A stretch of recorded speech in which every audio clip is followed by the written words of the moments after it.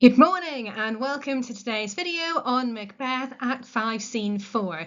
Just so you know, it goes up to Act 5 Scene 9, so we're getting pretty close to the end, and as we get to the end the scenes start to speed up, so today's video is going to be quite short.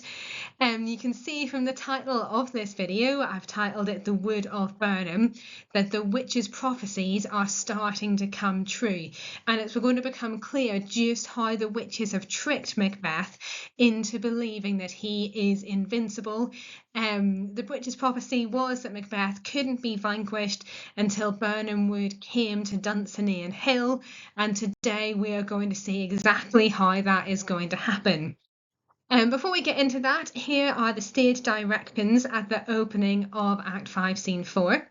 So it says enter, so all these characters enter on stage with a drum and colours. Now the drum is beating a kind of military rhythm. The colours will be the flags that the characters are carrying. Imagine medieval armies going into war and each side waves the flag of their country or their force. Then we have Malcolm, Duncan's son.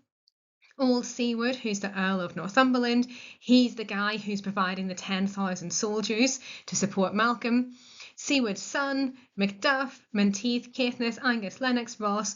So Menteith, Caithness, Angus, Lennox and Ross are all Thanes or soldiers, leaders in the army, and then we have a lot more soldiers and they're all marching on stage. So I want you to stop the video and have a go at answering the question on the screen. How do these details in the staging demonstrate the strength of Malcolm's forces? So pause the video, jot down a couple of bullet points to answer that question, and start again when you're ready. So first of all, we have the drum. It's a military instrument. This reminds us, in case we didn't know already, that this is an army, and it's quite a big army coming against Macbeth. The colours are really interesting. These aren't just military flags, but they're the colours of the countries that are fighting against Macbeth. And we can speculate that because we've got Malcolm, who is Scottish, because we've got Siward, who's from Northumberland, he's English, that we have colours representing different countries here. So again, this shows the strength of the army. It's not just one country that's at civil war here. It's a country of Scotland, plus England, and England, has provided 10,000 soldiers. So these flags here represent the size and the scale of the army that's going to fight Macbeth. Then we have Malcolm and Old Siward. Now, Malcolm is obviously looking for revenge for Duncan's murder. He wants to get the crown back. He is the rightful heir to the throne. So he has God on his side, according to the kind of time periods thinking about the divine right of kings. Siward is the Earl of Northumberland, but he's actually Malcolm's uncle as well. And then Siward's son is going to be Malcolm's cousin. So here we have family ties, again, attacking Macbeth. And we know that, families will support each other, hopefully, and that this kind of emotional bond is going to be pretty strong too. Then we have a lot of other soldiers coming on stage. So we've got quite a large group of people here. And in contrast, in the next scene, we're going to see Macbeth sitting on his own. His soldiers are deserting him. So this kind of visual contrast between this scene and Act 5, Scene 5 is quite important.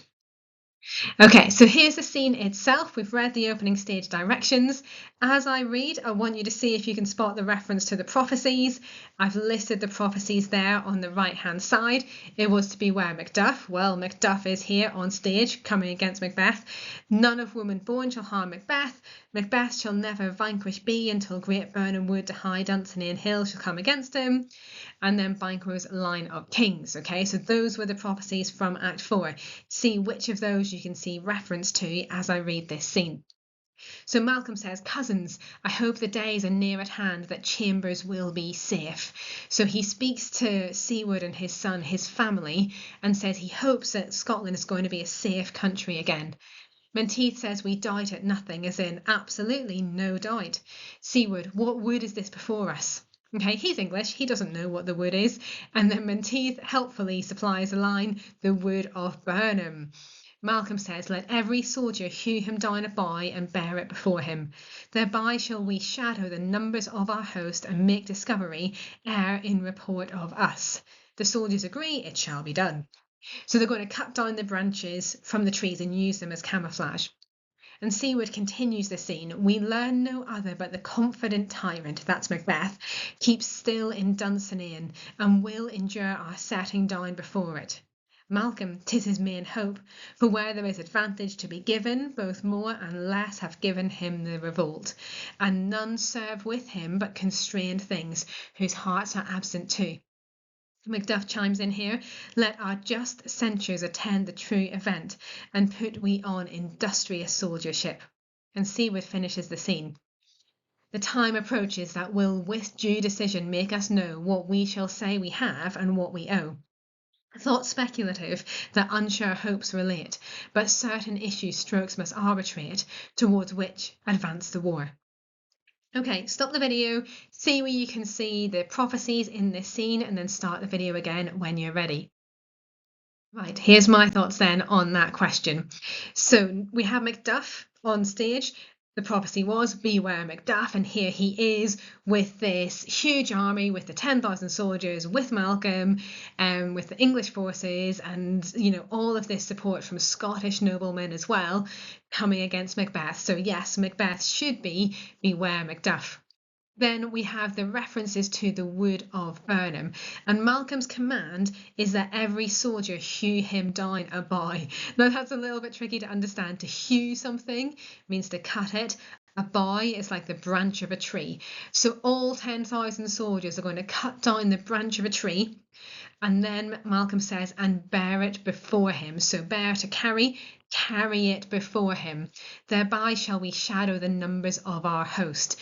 So they're going to use these tree branches as camouflage so that Macbeth won't know how many soldiers are coming to fight against him.